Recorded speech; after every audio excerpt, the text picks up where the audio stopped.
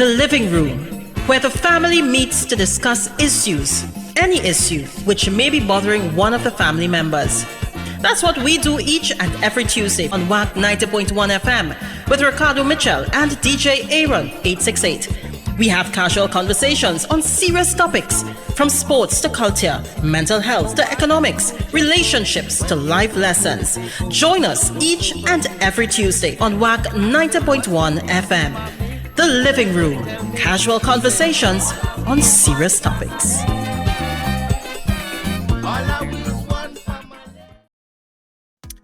It is now 6 p.m. here in Trinidad and Tobago. I don't know what time it is where you are, but I'm glad to know you're locked on to the true nation station WACK 9.1 FM, where we are culture crazy. First and foremost, let's kick this off as we always do, all right? Must give thanks and praises to the Almighty for granting us the gift of life and seeing another day. No matter what time of day it is, you must always give thanks. Secondly, we must say thank you to those that went before us, and we are not just talking about our ancestors, the original inhabitants of Trinidad and Tobago, because we all know, accept, and reiterate that Columbus lied, but also to our brother in music, Tony Prescott, where the P to speak stands for Passenger 57. Go ahead now. I ain't even Passenger 57. Aaron, this might be before your time, but I know the movie, but I thought you was going to say Passenger 155. Oh, you know what? Passenger 155. Who was left behind? All I see while his passport and ticket and boarding pass reached the Oh my gosh! We could have go a passport. We could have if he was a passport. So wait. Oh my god! To find it? No, it wasn't Tobago. It wasn't Tobago. Somebody took the person's passport. They pilfered the passport and traveled with it to Tobago. So now I guess that a FedEx a passport. Wow. Anyway, back to Tobago with money for our next ticket because I don't know. Father. Anyway, that's not what we come to talk about. Today. I know what we're here for this evening. We come today to bring in a guest to speak to us about a little about what goes on in their country, about their culture, about the relations that country has with Trinidad and Tobago, and also to talk about the festival which we will be celebrating tomorrow, which is Eid. Right? Let me try to say the name first, and then you can read the bio. So we're gonna bring in Muhammed Chetinkaya. I get right? Much closer, 95. All right, go ahead and read the bio, and then we'll bring Vorish to do their do, and then we go straight in with our guest. Oh, this is DJ Aaron 868. I remind you each and every week that culture is my code, alongside my bro with no fro but a lot of flow. Ricardo Mitchell, the social stage and the global stage. And now you read the bio. Muhammed Chetinkaya holds a bachelor's degree in international relations from Koch University, where he also pursued a minor in history and track programs in diplomacy and international political economy. Currently, he is pursuing a master's degree at Boston University's Pardee School, specializing in diplomacy. His research fields encompass a wide range of topics, including Israeli and Turkish foreign policy, modern history of the Middle East, public and digital diplomacy, and Caribbean-Israel relations. So, yeah. Vorish, bring it in.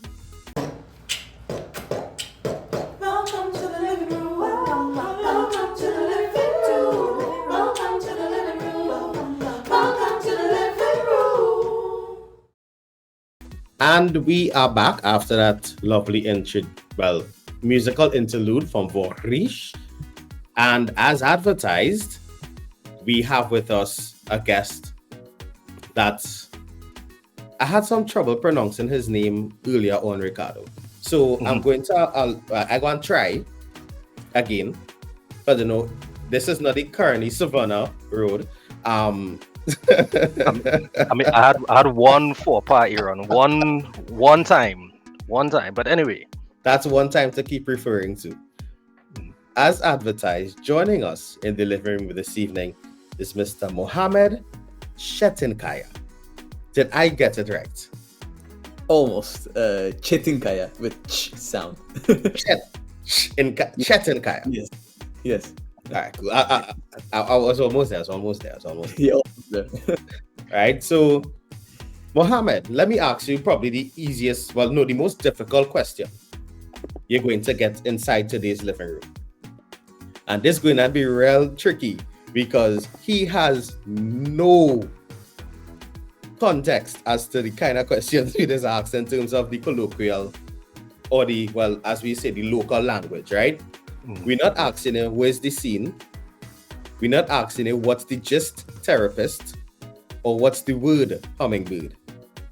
We are asking you, Muhammad, how are you? Thank you very much. It is great to be here. Well, I'm good. We watched the solar eclipse from US. I live in Boston, so and I'm 24 years old, so it was my first full solar eclipse that I've seen in my entire life, and I think I will not be able to see it again in I think 20 years. So yeah, it's a good day, and like I'm fasting, so it is the final days of Ramadan. Tomorrow we're gonna fast for the last time, so it's like going good. Oh, that's great news, man. That is great news, and I thank you for taking the time to join us. It's almost sunset, but Yeah. I don't think we'll keep it that long. No, actually, for me, like it is like better to do like these kind of events before we break our fast, because time like doesn't go like very fast, like just like right before like breaking the fast. So it's like a really nice conversation. So thank you very much for it. Well, you mentioned fasting for Ramadan, right? So I guess Yeah. it's safe to presume that you're not just the first Turkish representative that we have on the program, right? You're also celebrating Eid with us, or will be celebrating Eid with us. Yes. Now, the thing is, I am privy to information that the guests don't have. So I have to ask you just two things to set the tone for this conversation. The guests or the listeners? Sorry, the listeners wouldn't have. Oh, okay. Oh, yeah, good catch, Aaron. My coffee hasn't kicked in yet. It will soon. Yeah. So, Mohammed, how many languages do you speak? Turkish, English, and Spanish. And I when I was a kid, I learned how to read Quran. So I can also read Arabic. But like I can't understand or like have any dialogue. But also I'm studying Israel, so that's why I learned how to read in Hebrew, and I can have like very basic conversations. But hopefully in the future, like I will improve that too. Great. So you multilingual, right? You're born in Turkey. You're studying in Boston, but you're also studying Israel and the Caribbean. So you've taken international relations to a whole new level then. Yes, we can say that. Yeah, we could get into a little bit of that later. The second question that I want to ask, because I want to name this episode 25 countries by 24. Right? You've visited 25 countries already. Yes. Man, Thanks, Doc. you're gonna have to tell us a little bit about that. But before I want to ask, can you name these 25 countries that you visited? Yeah, I can name. So let's start with East. Uzbekistan. I went to Syria just a year before the war, and back then I was 10 years old. Yep. So Uzbekistan, Syria, Qatar, UAE, Saudi Arabia. Obviously, I live in Türkiye, Northern Cyprus, Macedonia,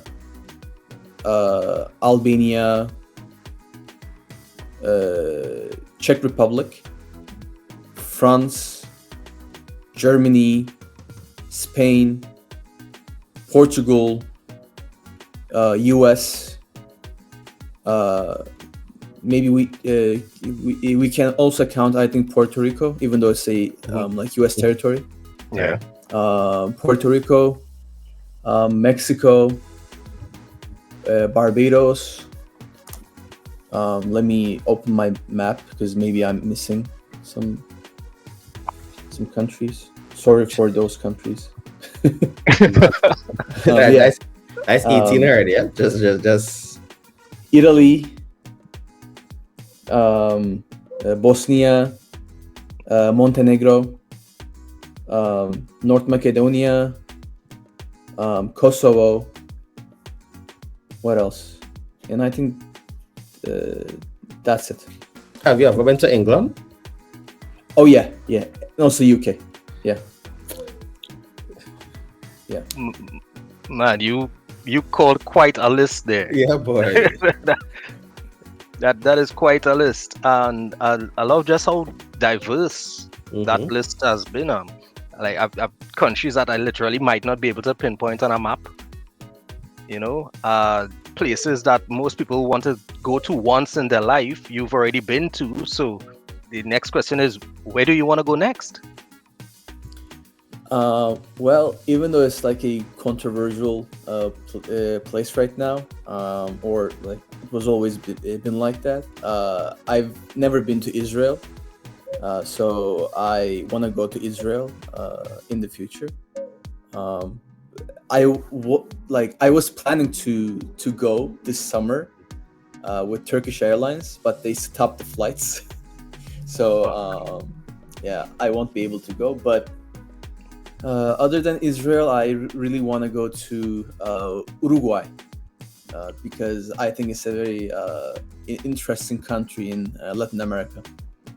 Okay. That's nice, man. Hopefully by the time we finish this conversation, you're gonna add Trinidad and Tobago to the list. Well, it's also in the list, but like I've been to Barbados, like a Caribbean country, like very recently, and like when I'm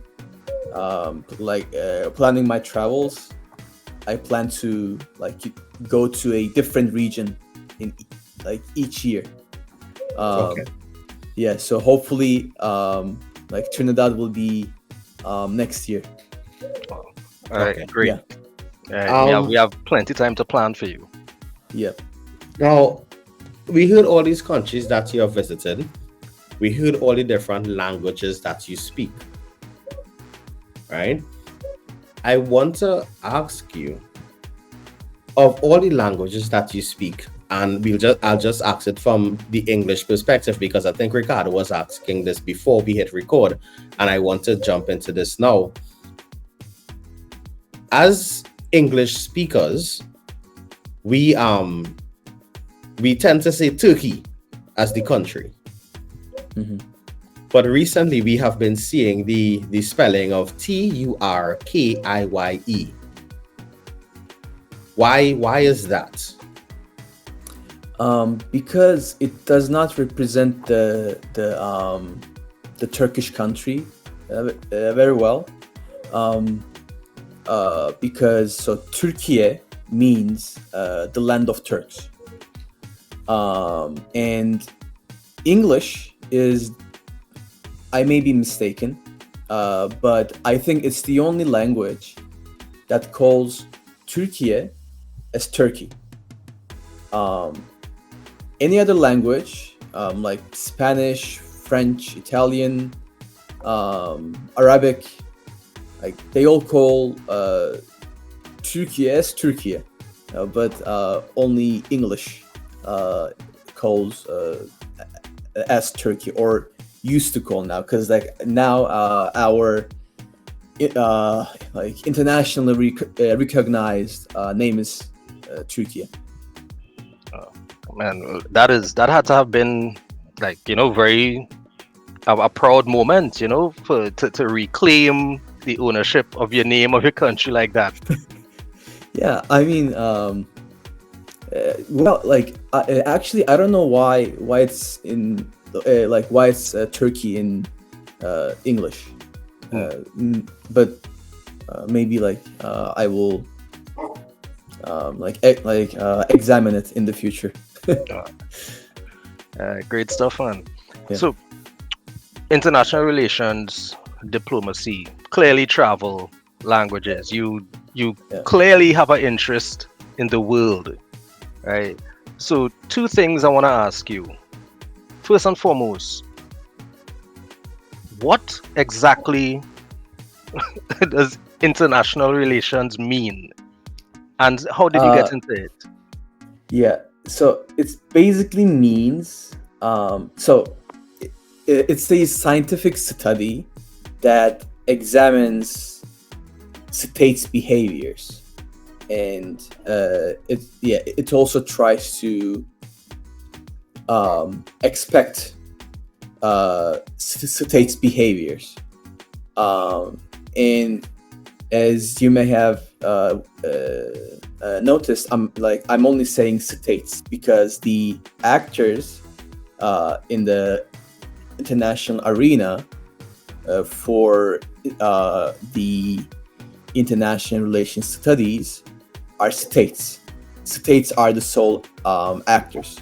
So we try to examine their behaviors and their politics and interactions with each other, basically. Oh, that is good, because as Aaron pointed out earlier today when I was speaking to him, we keep hearing about international relations, and we never really got a good definition as to what exactly it means. And that helped a lot. The scientific study of states' behavior. Yeah, I could work with that. You lost me at science, honestly, but oh, just saying. Well, I know, Aaron, you're more into math. More into facts and figures and numbers. So if it was the mathematical study of states' transactions, yeah, that's me right there. But yeah, you lost my time. Yeah. My math is horrible, and I'm sure that my father is not proud of me because of that. Because we are 5-6 generation businessmen, and they are really good at math.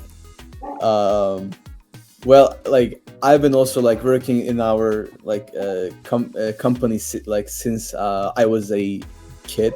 I started working since I was 7 years old. But I cannot do math at all, so that's the reason why I chose to study this field. Well, I wonder if that answers the question of debate, Ricardo, as to why international relations. Maybe, yes. yeah. My dad may not be so proud that my math sucks, but yeah. Yeah, no worries, man. That's why you could hire accountants, right? You're gonna set up the trade and the transactions and let somebody else. Yeah, exactly. Yeah, that's the plan. That's what we're here for. What are you studying? What are you currently studying? Yeah, what exactly are you working on right now? Yeah, so I graduated from international relations and history from my undergrad, and then I came to Boston University for my master's, and I'm doing my master's in the same field, and I'm specializing in diplomacy, and I wrote my thesis on Israeli and Caribbean relations. That is, Yeah. you picked quite the topic. Quite the Yeah, topic. I'm the first person to examine Israel and Caribbean relations, and it was quite a challenge because when you don't have any resources to build upon, that's not the easiest thing to do. Yeah. But thanks God, I managed to figure it out. Is that why you went to Barbados? Oh yeah. My school funded me to go to Barbados. So out of all the countries that I've been, Barbados was the only one that I went for free, which was yeah. This is terrible. This is terrible because you came all the way from Turkey and went to Barbados before I did. I mean, I only stopped in Barbados, I think, on a flight to another one of these small islands. So I got off the plane, I walked through the airport for 20 minutes, and then I was gone again. But you spent time there. Yes, I spent 1 week, but I want to ask you, since you are also from the Caribbean region. So when I was in Barbados, everything was so slow. The life was so slow. I was going to a restaurant, waiting for 1 hour to get my food, and we Turkish people, we are very fast and practical people. And for me, even Americans are so slow. So that's the the level, you know. So I want to ask you, is Trinidad also slow, or how is the situation there? Aaron, you should take this one because I'm drinking coffee. Muhammad, let me just draw a reference to it like this. When I left work today to get home to do this recording with you, there was an accident on the highway. The accident took place at 2:30, right? At 4:30, the car was still blocking the entire road. Right. And traffic was backed up for at least 7 kilometers. So without answering your question, I hope I answered your question. Yep. Yeah, welcome to Island Time, right? Yeah, Island Time. When I was in Puerto Rico, people were saying that, Island Time, but I mean, I understood the real Island Time after I went to Barbados. Thank you, BU, for sponsoring me and paying me for my trip. That is. I mean, we do have a reputation in the Caribbean for being laid back, which may or may not be a bad thing, depending on what your intention is. If you're on vacation and you're just looking to unwind and go slow, great, all well and good. Mm-hmm.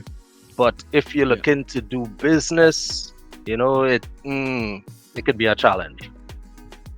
Yes, actually, I mean, I may be saying that because I went there for my research project. So my main goal wasn't to lay on beaches and have sunbath. Well, I also did that. It was also a part of my research project, obviously, but it wasn't the main part. So yeah, I mean, people usually go there to spend time on beach and swim. So yeah. Um, as you mentioned, going to the beach and swimming and going back to restaurants for food and stuff like that. Of all these various places that you have visited, what is your go-to food? Because with all the different culinary styles, what would be your go-to? For me, I regardless of where I go, I love a burger and fries. It may be the hardest question that you can ever ask because I love food. I mean, I don't eat food because I need to. I just enjoy eating food. So like that's that's my love for we are the same. Okay, good. I'm completely the opposite. I eat because I need to, but I've recently discovered that food is fascinating. I'm learning to enjoy food. Yeah. So yeah. I think it's very underrated. Like food is actually very underrated. Like it's yeah, guys, like don't waste food, please. Like food is important. Yeah. So going back to the topic. Well, it's again a hard question. But I can say like can I say 2 countries? Yeah, Sure. Okay. The Uzbek food, amazing. And also Mexican. I love Mexican food. Yeah. I would say on the second one. I don't know about the first at all. But like I'm not counting Turkish food because it's in a different level. Oh, I mean, there's obviously some bias I'm not there, going to right? have the bias. You have a bias. No, I'm not biased at all. I'm not biased. All right, so for somebody like me who's never been to Turkey, plan on it at some point in time or another because it's just such a richly historical place, and there's so much of history that comes from where it's positioned and what it has done across the world, the different cultures, etc. What is one thing I have to eat when I get there? You should eat döner, which is my favorite Turkish food. Have you ever heard of shawarma or gyro? Oh yeah, heroes, gyros. I'm not going to say Yeah. So döner is something like that. So döner, gyro, and shawarma, like they're all like almost same, but they have like small differences. And döner is my favorite food, and you should also like eat that. And when you are finished with your döner, you should eat the like Turkish baklava. Baklava. Yes, baklava. It's really amazing. Yeah, and I'm gonna look for like, pictures. Other countries, like they also have baklava, but like I can say that baklava differs from country to country. And I ate like Greek baklava, like some Arab countries, like they also have baklava, but you can also try that like when you come to Türkiye, but the Turkish baklava is different. Okay. And for some reason, Kado, I had to find a way to fit this in before we get back to serious parts of the conversation. Muhammad, you're a football fan? Can you repeat, please? Are you a football fan? Oh yes. Well, like I'm a big football fan, and in my country, football is a passion, and we are a passionate people basically. And my team is Galatasaray, which is the you know that team, right? Yeah. Of course. And like, do you know like any other Turkish team? Fenerbahce. Yes, they are our, like, I cannot say that like that even like our rivals anymore. but they pretended to be like our rivals. So like actually we played a match with them just yesterday, and it lasted 54 seconds. We scored 1 goal. Yeah. They pulled the team like out of the pitch, and Yeah. we won the cup. So that's the rivalry. And I think they just to give the fans a game, they played the under-19 team. The under-19 team came on and they gave the fans an exhibition game. Because the management of Fenerbahçe were crying about like we are playing like a lot of matches recently, so like you should postpone this match. But this match was postponed 3 times. So the Turkish Football Federation said we cannot postpone it anymore, and like it's the previous year's Super Cup final. So to protest that, they brought like young football players, like they're like younger than me. So like they were like actually going to get humiliated, but like they pulled them out like from the pitch, and the match was stopped. Wow. And here I thought it was only Trinidad and Tobago that had football woes. If you say that, like you should see a derby in Türkiye, back in early 2000s. It was actually a war. Like people were dying. It was insane. But somehow like we got more chill. And like recently, like there is no such like events that like people like actually kill each other for a game. Yeah, that was insane. But we still have a very heated, passionate rivalry. You refuse to call it a rivalry. You're like, no, they aren't even a war. The last time Fenerbahçe was champions, I was 13 years old. None of my nephews was born. Right. And the Turkish lira, $1 was equal to like 2 Turkish liras, but now it is 32 Turkish liras. So like that's the like difference. Wow. Yeah. Okay. Yeah. Okay. And using economics as a reference of a time lapse, I know that's something that Aaron could also get behind. Yeah. Yeah. Wow. Man, so a lot has changed in that time. Yeah, so like that's like I cannot call it a rivalry. Right. I feel you.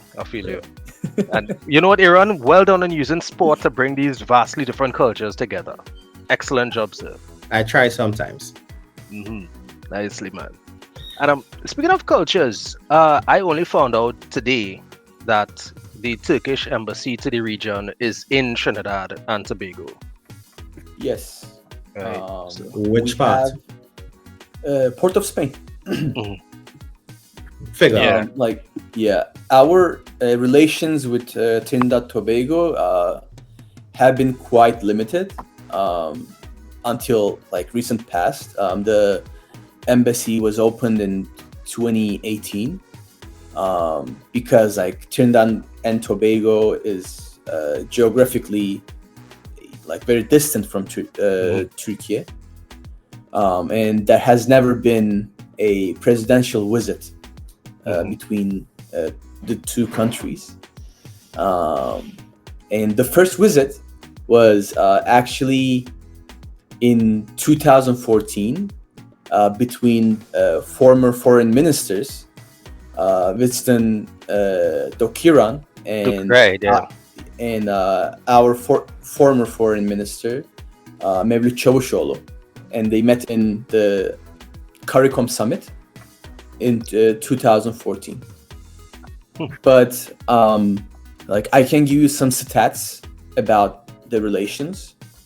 Sure. So in 2007, the total trade volume between the two countries was only around $9 million. It's quite small number. But in 2018, it increased nearly tenfold to $85 million. And $74 million were exports from Türkiye, and $10.6 million were like imports from Trinidad. No, that is almost as much money as Aaron spends on gyros. So, just have to put that out there. And secondly, I do wonder now. Wait. What? Get it correct. That's as much money as I spend on shoes. Oh, apologies. You're right. How can I mix up your shoe and gyro infatuations? That is on me. But we are so alike, by the way. I spent a lot of money to shoes too. We are the same. You love gyros, you love shoes. No. And football. Ricardo likes the gyros. I like shoes and I like football, as does Ricardo as well. No, I've actually stopped eating gyros because where I used to live, there was a shop like 2 buildings away. And actually, I learned shukran from buying gyros. You know, that is interesting because gyro is Greek, so I know. Like, I know. Why do they call say shukran? I didn't. Like, are you sure that they are Greek? I'm pretty certain that they aren't Greek. Pretty certain. But, and that's Trinidad for you. So many different cultures end up here. You know, gyro is Greek, shawarma is Arab, and doner is Turkish. So, you know, I'm pretty certain they thought if they tried to sell it as shawarma, that people wouldn't know what it was. So, you know, who knows? But this is why we have these conversations, right? To build these diplomatic bridges, to foster international relations. Yes, because it was confusing to me too. And actually, food is a very important tool for countries to use for their soft power, you know, to like promote themselves. So you're totally right. Yeah, I had to stop. Why is he selling me Greek food and speaking Arabic? I was confused. Yeah, it's just such an oxymoron, you know. And that's the thing, which is why I'm grateful that you're taking the time to have this conversation with us, because a lot of people would not have met someone from Türkiye before. They would not have learned some of the things that we're getting to learn. And this is why I'm excited about it, is because while there might not necessarily be strong historical connections, these are the types of conversations that can create future connections. You know, that we could build a foundation whereupon, hey, what is Trinidad exporting to Türkiye? Maybe I could get involved. What are we importing? You know, is it something that I could learn? And that's the whole point of these conversations and these exchanges. At least they should be, right? Yeah. The main products exported from Türkiye are iron and steel and related products. Ready to eat food and ingredients, machinery and appliances, insulated wires and cables and electrical accumulators. And the main products imported from Trinidad are pure ammonia, alcohol, nitrogenous compounds, and sand. I think you guys have a lot of sand. Yeah. And yeah. Yep. and, That's actually a asphaltic whole other rocks. conversation. Yeah. Yeah. Yeah. Mhm. Yeah, Yeah, man. so like these are the imports Wow. and exports. I knew that. You know how? How, Aaron? While the question was being asked, I opened another tab and typed really quickly and Googled it. Man, so you Googling stuff we could ask our guest. Well played, Aaron. No, because honestly, as you know, accounts and economics is up my alley, right? So when he said in 2018 we would have imported $74 million in goods from Turkey, so make sure Turkey. I wanted to know what were we importing, because I wouldn't get on into it with the guest, but I just want to know what do we import from there. Right. And to bring it even further, in 2022, we would have imported upwards of 140 million. Really? Yeah. Not bad, I guess. So in a 15-year span, we went from 9 million to 140 plus million. Right. Turkish foreign policy right now, we're trying to reach sort of like far regions to Turkey, and the Turkish foreign ministry have this Latin America and the Caribbean initiative that sort of tries to spark cooperation in that region. So it's a part of that program. I'm curious. How far, in terms of a flight, is it from Boston back to Turkey? So luckily, Turkish Airlines have direct flights from Boston to Turkey, to my city, which is Istanbul, and it takes 9.5 hours. Oh. But it's direct flight. Yeah. So you don't stop anywhere. No, just 9.5. It's not just 9.5. Like when you're in the plane, it's not just 9.5. But like, you know, it's like better to spend like 22 hours in like transfers and like everything. Yeah, I want to take the opportunity to shout out Miguel and his family in Oman. There's literally 20 something or 30 hours they spend in transit. So like that's challenging. So I guess that is one of the benefits of having strong international relations with another country. Things like direct flights that'll make it easier to travel, do business, exchange culture.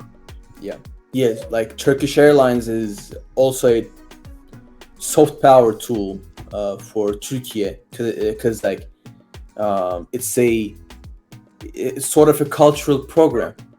Like, you know, if like I hope in the future there will be flights from Turkey to Trinidad, and like both cultures will get like more like interactive. Because I'm already thinking that the food fairs would be amazing. The food fairs would be amazing. When you get to Trinidad, you have to try doubles, roti, bacon shark, pilau. Well, I'm Muslim, so I cannot eat bacon. I'm sorry about it. But, No. Not bacon. Bake and. Bacon. Okay. Bake and. Yeah. I mean, whoa! I just realized we are being highly insensitive. You've been fasting all day, and we spent half of the conversation speaking about food. That's like no big deal. I love food, so. Okay, all right, cool, man. That brings me to another question. You've celebrated Eid in different countries before? Well, I only celebrated Eid back home in Turkey, and last year I was in Boston, so I celebrated here. So I only celebrated here and also in Turkey. Also, wherever you are, you make sure that generally you're home for Eid. Yeah, because like it's like what it's about. Like because for me the best feeling is after fasting for the entire month, you wake up in the morning with the smell of the amazing Turkish breakfast that your mom like made for you, and you sit down with your family and eat together.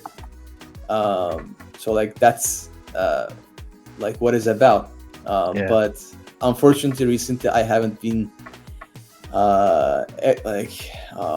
experiencing that since I'm in US. But I try to make myself Turkish breakfast. So yeah. And that is, I mean, one, it is touching. Like I'm feeling it for you. I'm here and I'm thinking, he has no Turkish breakfast, you know? But I'm also thinking, does that mean you don't have much of a Muslim community in Boston? It never occurred to me to wonder what the Islamic community would have been like in Boston. Actually, there are a lot of Muslim people in Boston. And when I first came to Boston 2 years ago, I was like very surprised by the Turkish community here. It's big, like it's actually very big. Whenever I like call an Uber, like it's like sometimes like Turkish Uber drivers come. So like there are like a lot of Muslim community, but like family and Muslim community are like two different things. Like no one can be your family. But still, like for example, our school, which I want to thank them from here, because for the Ramadan, they are giving free halal food to everyone, and the food is great. I mean, like it's open buffet, so you can take whatever you want, how much as you want. So yeah. So you get to eat before you start fasting the next morning as well. Yes. So I do lift thing, and I also fight. So what I do is I first break my fast, then eat, drink my coffee because I'm a coffee lover. And then I go to gym, then I come back and eat once again. So like what I'm trying to do is I try to take my normal amount of calories in a much limited time. I'm going to put you in trouble here, all right? Because you've been to 25 countries at your age. You speak multiple languages, and you fight for fun. For fun. Right. Is there something you're not telling us? Because this starting to sound a little Jason Bourne, James Bond kind of. No, I actually love fighting, and I mean, like, I'm not doing that to hurt someone. It's actually like something very fun when you are doing with your close friends, and I spar with my closest friends. What do you do? I do mixed martial arts. I do Brazilian jiu-jitsu. I do Muay Thai, kickboxing. But my grappling is better than my striking. But yeah, so like I don't do it to hurt someone. Like on the contrary, I hate hurting people. Because like it's not a fun thing to hurt someone intentionally. And I remember when I was first in my first martial art class, which was when I was like maybe like 9 or 10 years old. The coach said, "So kids, the first lesson is if you ever like end up in a street fight or like see a potential, never fight, run away, because like it's not optimal to like fight in streets, because like you don't know if that like person carries a weapon. So like I can take him down, but what happens if he stabs a knife to me? So it doesn't make any sense."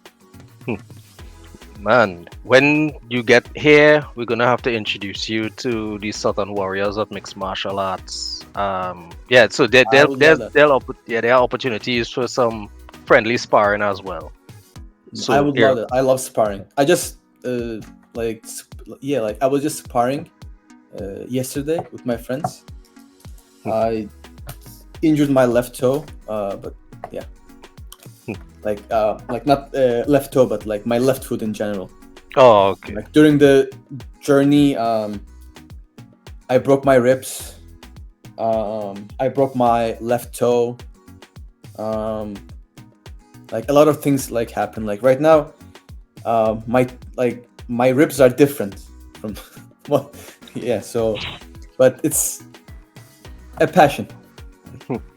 You just cannot give up. Man, I had no idea when we started this conversation that we would talk football, food, mixed martial arts. Right. I mean, I had a feeling that trade and travel would have come into play, but man, Muhammad, this has been like a wild conversation. Like I feel like I know you as a person now. You know, before you were a name on my phone, and I was like, dude, when he comes to Trinidad, Aaron is gonna organize the food. I'm going to set up the fights and the coffee.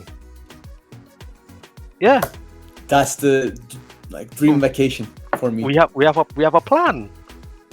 Yeah. Yeah. Well, Aaron, I mean, maybe you don't have to set. Aaron, your mom is one of the best caterers in the country, right? Wow. So stop playing bashful and shy. Hey, mom, it's my birthday coming up. Just throwing it out there, you know. Just throwing it out there. Well, I just canceled my trips to Israel and Uruguay.